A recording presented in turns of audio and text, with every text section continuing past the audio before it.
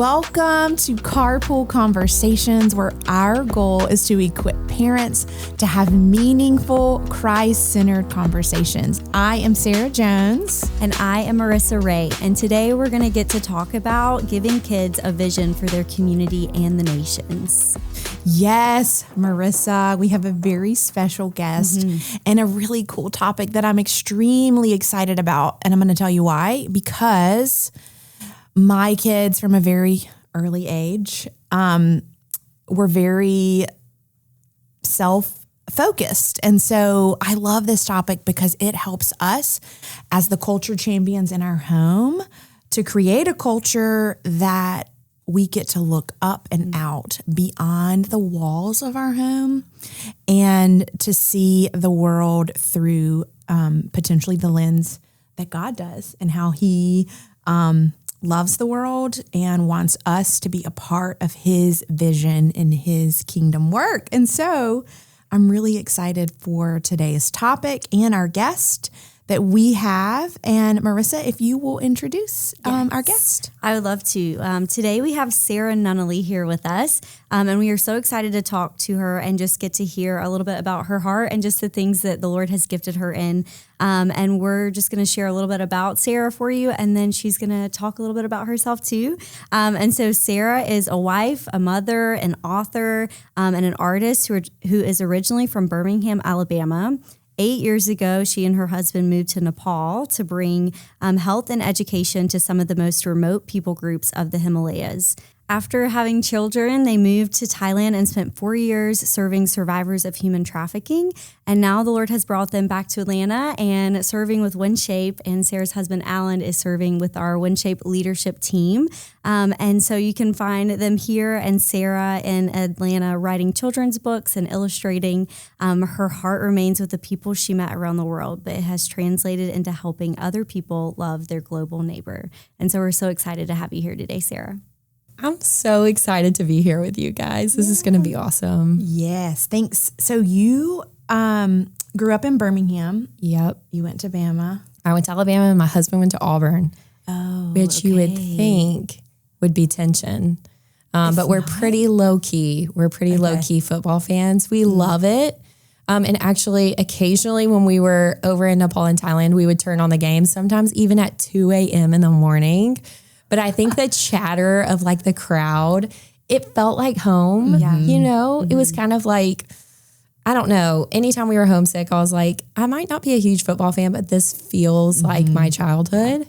And so we love to be a part of it. Yeah, now that you're back in the States, you should take your kids. I know. I think my 5-year-old would have a heart attack at one of the games because I think he's only seen it on TV. To be in a stadium, especially an SEC stadium, I think he would absolutely lose his mind. So hopefully we can get that on our schedule. Yeah, that's awesome. Okay, we ask all of our guests, because this podcast, our hope and our prayer is that it is an encouragement to the parents that send their kids to camp or potentially considering sending their kids to camp. But I would love to hear, what is your favorite stage of parenting in this current season? Oh gosh. Okay. So I have really young kids. So, you know, I haven't had many stages to go through yet. Okay. But I will say that my favorite stage, especially with my oldest, I have a 5-year-old and a 3-year-old, is when they start to kind of articulate the world around them. Hearing it from their like pure-hearted perspective is so special. I know every parent that's listening has some sort of hilarious story about how their child described something in a silly way or experienced something just with a different set of eyes. And I think that that's something that's really special. And then obviously living abroad for so long and hearing my kids talk about like the world and airplanes and things like that, I just love when they can start talking. So that's probably my favorite stage. Okay, what are their ages? 5-year-old, that's Noah, and 2-year-old, that's Elizabeth. Okay. I have a 2-year-old who has just started like really being able to communicate and use sentences to describe everything. So what you're saying feels very relatable because when we're driving home, it's like he's like talking about every single truck that he sees, the airplane that he sees. Yesterday we were driving and he saw 2 helicopters in the sky and he was like, Mommy, I saw 2 helicopters. And then he was like, you need to find your own helicopters. You know, like I wanted to see his. So it's just, it's totally sweet love it. to watch them learn how to communicate as the world around them that they're seeing. So I love that. Well, that is a fun season to be in. I'm sure, Sarah, you have gotten a little farther out of that season, but it's still a sweet one. Sarah, this next question I would love for you to tell us about is just about how your family ended up here at WinShape. Yeah, so really crazy story. And honestly, when we moved overseas, I was very apprehensive. I didn't grow up with a huge understanding of different cultures and peoples. And so when we moved over there, I was like, I don't know how long I'll last, you know? Very long story short, fell in love with everything about it. And so the idea of coming back was, we were pretty hesitant at first to consider it, but we felt like God was really nudging us towards new opportunities back in the States. And so simultaneously and not coincidentally, a role became available at WinShape for Alan that was going to have a hand in helping other churches and nonprofits who might be super passionate about their mission, but maybe don't know which step to take or who to look for just in the ministry world that's doing it really, really well. And so when that popped up, we were like, oh my gosh, how cool would it be to walk alongside people that we felt like those people 10 years back, you know, we were young. I think I moved to Nepal when I was 23 or 24. I didn't know much about anything. I really thought I did, but I didn't. And my husband and I would have loved to look forward and have someone in the space that was like, hey, I've actually made that mistake before, or here's a path that might be a better path than what you're maybe initially thinking. So when that role came up with WinShape, we had fingers crossed, all prayer on deck, Yeah. And it came through and it was just such an answered prayer for us. So yeah, we moved. We were currently in Chiang Mai and made the move this last year to Atlanta. Okay. I love that. I love that you get to partner with other ministries in this role. Not just him, but you as well. I remember when I was in college, somewhere probably your freshman year of high school, everyone asked like, what do you want to study? What do you want to do? What do you want to go to college? I'm like, I have no idea. Why do people keep asking me, what do I want? What do I want to major in? And even once you get to college, you're like, is this the right major? Where do I want to study? What avenue do I want to take? And what I love about ministry is that we're asking God, how do you want to use us? Instead of us saying, what do we want to do? It's like, no, God, enter into this. I was talking to my niece who's a sophomore in college, and she's like, I don't know if I'm in the right major. And I said, have you asked God, where does he want to use you? She's like, I have not considered that, because everyone has always said, what do you want to study? What do you want to go to college for? What do you want to do with your life? It was like, she was like, I just thought that I was the deciding. I've never even considered to say, like, how do you want to use me, God? How have you gifted me? And so that's why I love this topic, is because we're getting to like look up and out from our home and like how we see God using us, but to ask him, like, won't he do it? Won't he say, like, here you are. This is my will for you, Yeah, I love that so much. I actually went to school to be a nurse. And so that resonates so much with me, because after I was a nurse, I was like, I don't know if I should be a nurse. And I was like, I majored in this. I committed my life to this. Yes. And so, yeah, being able to turn the perspective and WinShape does such a good job about rallying around people with God dreams. And I think that that's something that's really special. I think kids and up until college, and honestly, even now, I have these God dreams that I'm like, but how would I ever do that? You know what I mean? Yeah. This feels like the safe option. This feels like the culturally correct option right now. How could I fulfill this God dream? And I think that that's something special about this role that Alan's taken with WinShape, is like to partner with people on that. What better place, Amazing. Yeah. We, Girls Camp staff, they once a month, I think is it once a month y'all have like a team meeting? Yes, our staff meeting day. And I got to lead a devotion for the Girls Camp staff. This was last year. And I just was curious, like how many of you around this table are actually using your major in your role? And 2 of them out of all of them raised their hand. Yeah. And then one of them was like, kind of, not even fully. And so, I love that God has called your family specifically to WinShape, and I can't wait to partner and become friends. I know I told Sarah this off camera. The Lord, as I was praying for her on the way here, was like, I think you're supposed to be friends with Sarah. So I love this, that you have like 5 Sarah friends, right? I know. I was like, of course we can be friends, especially if you've gotten a word about it this morning. Like, what are you doing tonight? Sarah with an H, Sarah without an H. Yeah. Right? We live near each other as well. So I'm really grateful that we're going to get to be friends. Okay. So you are an author and an illustrator. Yes. But you went to school to be a nurse. So you were not even in design. No. Okay. Like I knew the color wheel. That was about it. You know. I love that. Okay. So tell me about your books that you have out now and kind of like the heartbeat of like why behind them. So I mentioned, I kind of touched on this earlier, but when I was in Nepal, the culture shock was real. I'm not going to lie. When I first moved there, I was like, what am I doing? You know, I'm coming from like the South in America has such a thick culture. I don't think we think it because we live it. So we think it's normal. But gosh, I moved overseas and I missed a lot of home. In that, I was walking next to one of my friends and she was drawing on an iPad. And I was like, I have always loved art. Even as a nurse, I remember my patients, I would rather, I think I had this like slogan, I would rather paint with them than prick them. And so I started to like, do art classes on the oncology ward. And I just like, I loved that aspect of ministry. Yeah. So I got an iPad while I lived in Nepal and just started to doodle. And I loved it so much. So fast forward, had 2 babies and started to hear kind of their version of the world and how much they loved certain people and places.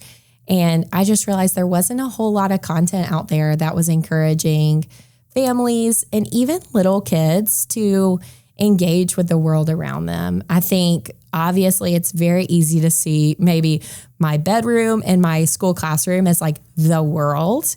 And there's absolutely nothing wrong with that. But to introduce at a young age that there's kids around the world just like you, there's families around the world just like you, I just felt like this small voice inside that just said, hey, like pursue this, see what this looks like. And yeah, I mean, now there's a series of books. It's called the God Everywhere series. The first book came out in September and the second in January. And so, yeah, it's just been such an incredible ride. All 3 books will be published with David C. Cook Publishing, which has just been fabulous because I feel as if they really like believe in the vision that all families can be a part of what God's doing around the world. That's good. And so, yeah, I'm super excited to share more about that today. Yeah, that's awesome. We will link those books for sure in the show notes. Yeah. Well, how do you think that parents can practically help their kids have a heart for the nations and those around them? This is what you kind of saw with your kids and what kind of led you to start thinking about how can I help my kids see this world around them? How could you like guide parents in giving them practical ways to start helping their kids see beyond their bedroom and their school as the world that's around them? Yeah, that's such a good question. And honestly, this is why I wrote the books. And I don't know if you guys feel this way, so chime in if you do, but you have missions weeks and you have like these moments at church where you get to hear about stories around the world and it feels like the requirement for it is a plane ticket. And that's just not always the case. It was the case, obviously, for our family for a season. But I really think that there's an invitation that's like always out there for families around the world. In Alabama, in Afghanistan, in really any country around the world, you can be involved in what God's doing. And something that I always say, I'm like, parents, we tell our kids, love your neighbor, be kind to the kid that's different than you at school, reach out to people. Don't be worried if they speak another language. These are all things that we're saying in our homes, just to encourage that God's kindness is something that's a part of who they are, but then we aren't modeling it for them. Mm-hmm. And I think that that's something that I really had to kind of be introspective about as a parent. How am I loving my global neighbor, and how am I sharing that with my child and giving them that example in a global space? And, that's so difficult because a lot of times the opportunity isn't right in front of your face. Mm-hmm. So usually what I say is that there are 3 places that you can really look for good global connections. The first being in our schools. I feel like America is such a melting pot of different cultures and people. It is such an opportunity to connect with other parents. And I think about myself when I was in Thailand, when I would take my son to school and not maybe understand something, or there was, a lesson that would come out that, the language wasn't quite there. When a Thai mother would come and help me through it, I was like, I cannot thank you enough. You know what I mean? Mm-hmm. It's the same now with these families who maybe have come here for as refugees, or maybe have just relocated for a job, or for whatever reason it is. I think our schools are such a great place for us to help other moms and other kids. The other place I think is always at church. I always feel like if your church is doing something in the global sector, then it is just such an easy way to jump onto that. It doesn't have to be a trip around the world. Like I said, I don't always feel like plane tickets are necessary. But even if it's just praying for a missionary that's been sent by your church, or maybe giving to an initiative, like around Christmas time, this last week at our church, they gave out shoe boxes because Samaritan's Purse is filling those for kids. And I think that's just such a great way that the parent can then get involved with the child and do it with them. You know what I mean? And then the last place I feel like is just your neighborhood. I feel like we are always meeting people who have, maybe that accent that indicates they might be new here, or, just people we meet in our day-to-day life. This is just not even when it comes to our global neighbor, but just to be kind to the people we come by. People at the grocery store that you see every single week, I'm like, show your kid how to be nice to people by you being nice to that person. Yeah. I don't know. That feels so simple, but I can just tell a heart change when my son can experience me doing it firsthand. Mm-hmm. Mm-hmm. Yeah. And they are watching, like what you're saying. I think about the things that I see my 2-year-old do, and I'm like, oh, I did that, and you just modeled that. And so, like you said, it really is so simple. If we model kindness and loving our neighbor, they will automatically start to model that. But are we doing that? And you said introspective. I'm like, okay, I want to take that and just make sure that is what I'm modeling. So as we walk by neighbors, my son sees me saying hello, offering, I don't know, a helping hand, who knows? So that feels very practical even to me, sitting right here to think about. What pangs me in the heart immediately when you said at school, for us, we just made a school switch, and it was a really hard decision for our family of are we doing the right thing? And I would just say, I'm not an advocate for what kind of school. I would say every family you are called to different things, and that's okay for us to be called to different schoolings, whether that be homeschool, private school, public school, any school that you see that God is calling you to. But we just felt God asking us to go to public school, and it felt really scary for me.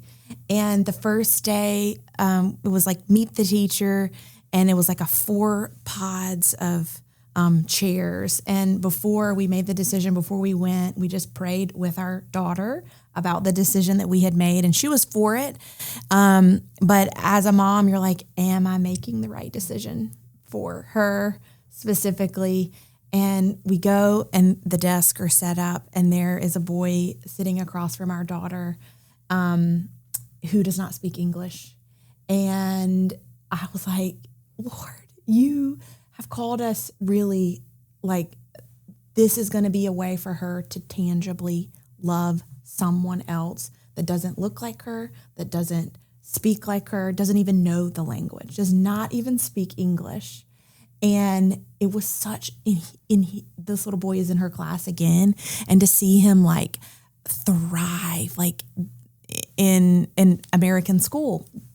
Essentially, it's like flip from what you experienced in Thailand. Totally. But I was like, Lord, you're giving us an opportunity right here, right now, in a very small way, for her to love this little boy. Totally. The way love you that. do. I love that so much. I wept. I love it. There's a statistic, and I'll butcher it, so I won't even say it. But even as like college students, like the amount of world leaders who are coming to the United States to get their education. I mean, what an opportunity to be able to affect the world with Christ by just being kind to people. When we moved back, I think the thing that brought me to my knees was a school supply list, guys, which is hilarious. But I read this list of like 20 different things with these specific brands and was like, if this was in Thai, we would have an issue. But that is the case for a lot of the schools that we're going to, is that people are getting these lists and they're like, where? How? I don't like, is Google Translate going to handle this for me? I just think it's so special. It's really, really simple. And I think that's like the overarching message is I think I say, like, with moms specifically, whatever you're doing, do it with someone else, you know? And if it can be somebody who, you know, is a new family in your neighborhood, or, you know, go out and pick out pumpkins together, you know, do these things together and really bring the community alongside you. I think that's so special. So yeah, I love that you are jumping into public school and that you're really trusting God for that, because a lot of miracles can happen when we really follow God's lead. Yeah. And I think, hear me say, like, God wants to use you no matter what school you're in. 100%. He wants to use your kids.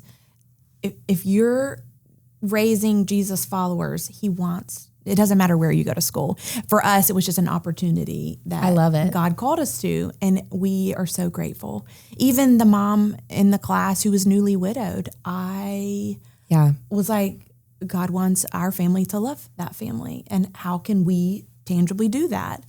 She has 3 small kids. I can't imagine being widowed in my 30s. So I don't know, like, it doesn't matter what school, but you're not going out of your way. And that's the thing, is like, when you have to send a snack to school, send 2 snacks. Yep. You know what I mean? This is what I'm saying for the mom. You don't have to, you know, buy the plane ticket, learn a new language, though it would be helpful. Just do what you're doing with others in your sphere. Yeah. I think that's so special. For sure. Okay. You've talked a little bit about the book coming out. So you tell us about that. When can we get it? Okay. Yeah. So the first one is out. It is called Every Nation. Okay. And it's about seeing God around the world. Okay. And I'm so excited about it. It's a lot of animals and landscapes, and something that was really important to me when I was illustrating and writing this book was that we chose countries that maybe a child wouldn't hear of just in their day-to-day. So we have super cool countries that are shown in it. We've got Sudan, we have Afghanistan, we have Thailand and Nepal, just because they're so special to me. We do Australia, and we even have USA in the first book, which is really, really cool, because they can kind of get a vibe of, this is what I know, this is what I don't know. Okay. So it's really cool. It shows God's character around the world. It's really easy to think that, you know, I need to do this or do that, but God's working in these places already. He is. He's doing just incredible stuff. And so I really wanted a child to see that, like in the waves crashing in Oman, like his beauty is there, you know, and in the snowy like pastures of Mongolia, his faithfulness is there. And so I just thought that would be really special for kids to be able to sound out each country name, ask about those people, and then learn more about who God is through his creation. So that's the first book, and it is out on Amazon right now. The second book I'm super excited about as well. It's called Every Neighbor. Okay. It will come out in January. And for this one, I really wanted, kind of like what we were chatting about, Sarah, to give kids this simple way to connect with other kids. And sometimes I feel like it is just saying hello. So what we decided to do for the second book was create different countries where you were learning how to say hello. And we didn't use the ones that you may know of, like bonjour and ciao. We tried to pick out countries that maybe weren't number one on, your map test. So kids will be able to learn how to say hello in Mali, in Lebanon, in Comoros, in Vietnam. So there's going to be some really special countries in that one as well. We did include Mexico, which I know a lot of people have Spanish-speaking friends, and so that'll be really special as well. So we're so excited about that. That's coming out in January. The third book will be next summer. It's called Every Heart, and it's about God's plan for each child around the world. And that'll be super, super special. We started the series like zoomed out, basically. You can see the animals and creation and all God's done. Then we zoom into our neighborhoods, planting seeds through kindness and saying hello and reaching back for each other. And then the last one, that God really does have a unique design for every child around the world. And it can be through your personality, the things you love to do, but God has a way for us to, all kind of lock arms as we do this life together. And so Every Heart will come out next summer. Yay. Might have to get the one that's already out for Christmas, Yes. and save the other one for January. And we can link all of that. We can link your book that's out on Amazon in the show notes for who's listening. I would love to ask, how involved are your kids in the process of your book writing or illustrating? Like, do they, I know they're younger, but do you show them like the illustrations, and they kind of, how does that work with Totally. having them? So my 5-year-old is very opinionated. Okay. I think he thinks he's like my associate, which is so funny. So I have this hilarious story. We're doing a lot of people in this. I really want kids to see clothing. I want them to see different face shapes, different hair color.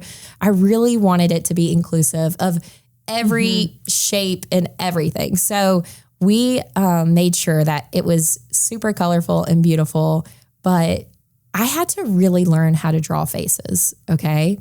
And this was something that I didn't want to do. I was like, I don't know. Do they look angry? Do they look happy? So before these books started, I made my son a book about his life in Thailand, okay? This was like a little tiny little thing. And I was like, I'll do their faces, but I'm not going to put like mouths, noses, and eyes. Like they'll just have like little heads and stuff. Anyways, I present him this book and he just starts sobbing. No. We've lost our eyes, And I'm like, oh my gosh. So he definitely has commentary about things. Even that book, I think, still scares him because it just looks like we're like little blobs walking around. With no eyes. With no eyes. And so he definitely has commentary about each thing. But this last week I was able to speak at church and he was in the audience and I was sharing about God's heart for the world with these kids. And I could just see that little boy in the back just waving like I was Miss America. And it's really special, to be able to share about this stuff. And he's experienced it too. So yeah, I'm thankful he's at an age where it's the honest truth, but also he's excited. Yeah. That's so sweet. Yeah. Yeah. So much of our environment shapes us, and I love that you have perspective living in another country. And so does he. Like to say, this is a picture of heaven. And I feel like what you're describing in your book that's coming out is a picture of heaven. For sure. Everyone's represented. Oh, totally. And I think that's something that was really special about raising kids overseas is that they don't have any preconceived notions about what is and what isn't. Everyone kind of just comes to the table as they are. We were definitely the minority where we lived. And I think that created a resilience, but also just an acknowledgement that not everybody like has it as easy. And I think that being introduced to that very quickly as a child is just something that's like honestly priceless. So anytime that I can share with my oldest, like, hey, this isn't always how it is, or how do you think someone else around the world would interpret this? Or what similarities do you see between you and this person instead of what differences do you see? I hope that it raises kids who really, really want to love their neighbor, but also share Christ with them, you know? Yeah, out of an overflow. Yeah, totally. Of gratitude.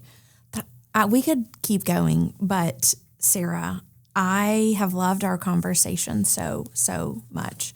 And I told you before we recorded that we end our podcast with a question so that the parents listening can take it back to the carpool line, to the dinner table, to bedtime routine when they're tucking them in. I don't know about you, but I always say this.